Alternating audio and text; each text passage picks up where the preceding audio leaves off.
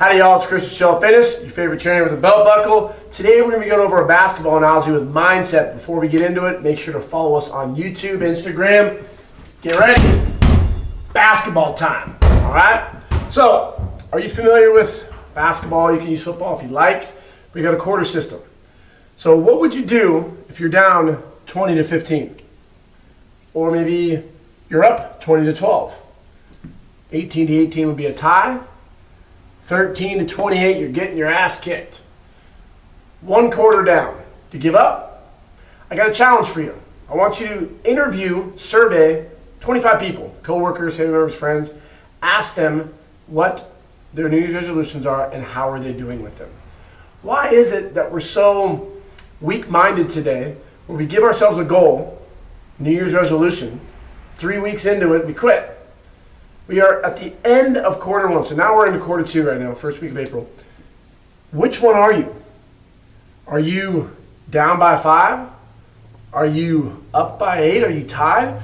Any of these scenarios, you can still win. Let's take a look at Mr. Tom Brady. How did he do 2 years ago against the Falcons? They were down 28-3. That would be in the third, I think they're in the fourth quarter. And they still came back and won. That mindset is what's going to make you successful. So you need to reflect on January, February, and March. Look at your goals. We've talked about SWOT analysis, strengths, weaknesses, opportunities, and threats. We've talked about SMART goals, specific, measurable, attainable, realistic, and timely. BHAG, big, hairy, audacious goals. You got to analyze what your goals are and how or why you're not achieving them. That's why I love sport. I talk about this with our students all the time, is that in sport, we're very strategic and we plan. If you're a coach and you're down 15 to 20, you don't sit in the corner and pout and come up with excuses. It's not fair. It's the ref's fault. Let's quit, guys. Let's go into the locker room and give up. No, doesn't happen. But for the average folk, that's what we do. We set a goal, I want to lose 10 pounds this year. We try to do it for 3 weeks. The gym's crowded. We don't get the results. We base everything off the scale. Then we get frustrated. And then we want to blame things. It's my metabolism. I have a broken metabolism. I'm getting older. That's my kid's fault. I got pregnant. These are just excuses. In sport, it doesn't work like that. You go back down to the drawing board and you find a solution to get the job done. So, I like this 5-pound thing of fat. 5 pounds right here. So how can you lose some of this? You got to do something differently. If you're down by 5 points, reflect, ask a professional. Go to a trainer. So you know what? My goal was to lose 10 pounds and I haven't done it yet. Let's come up with a plan that will help me. For the average person, they're working out 90 minutes for the whole entire week. It's not that much. So really the two things that we have the biggest impact on, calories, activity. So ask yourself, are we consuming too much? And the answer is probably yes. And if you don't know, measure your food. The first suggestion I'm going to do for a whole month, measure your food. You can go back to an analogy with sport. You threw 3 interceptions in the first quarters. Not the end of the world. You reflect. What happened? Was it bad offensive calling? Was it conditions in the snow? Whatever it may be. You threw it. It's over. You've not reached your goals so far in 2019. Get over it. Reflect. Go to a professional. Find out what you can do to get those results.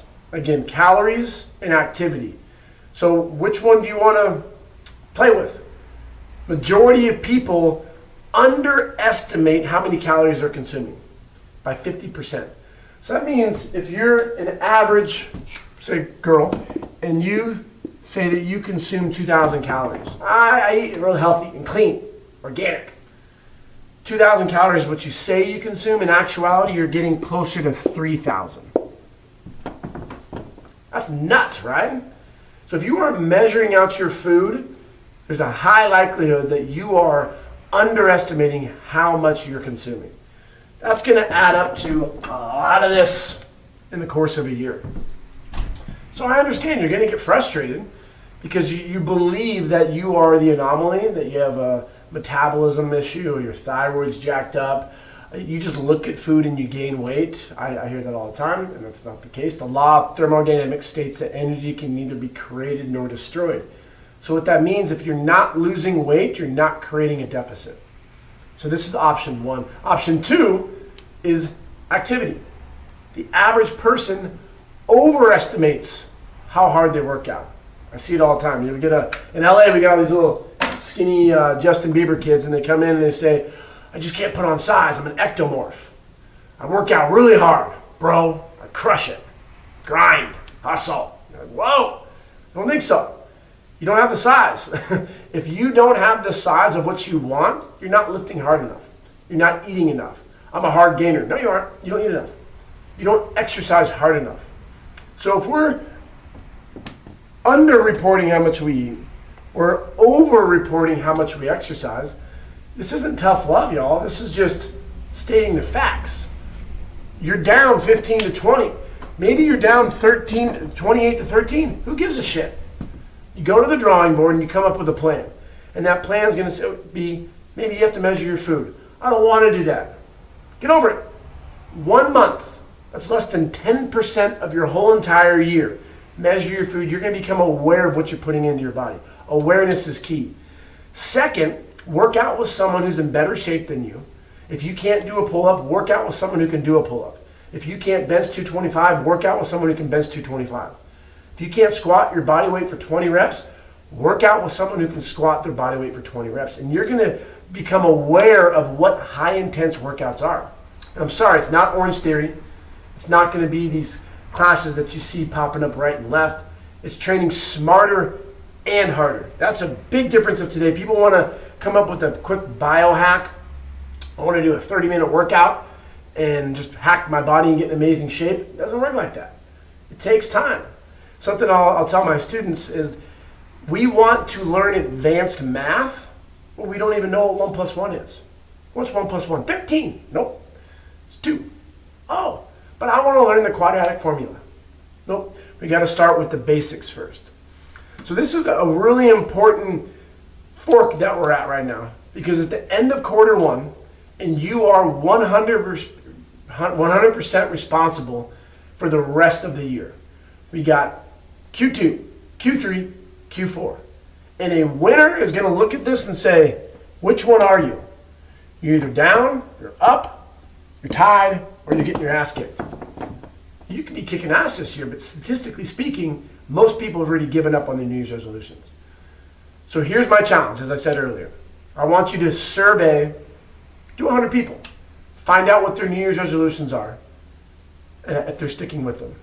Just so you can become aware that the majority of people quit. Number 2, come up with an action plan. Get excited that you're down. You want to come from behind and win.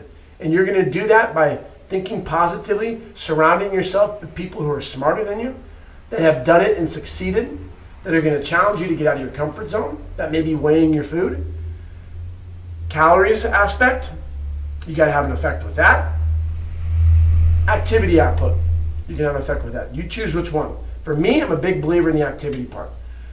I believe that you can completely change your physique by not monitoring much with your food and just working harder, because as you've seen, we underreport our calories, we overreport how much we exercise.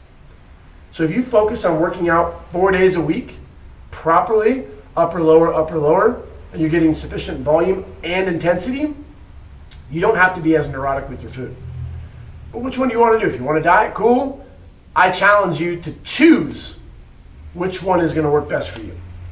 So again, here's our little basketball analogy. It's the end of Q1.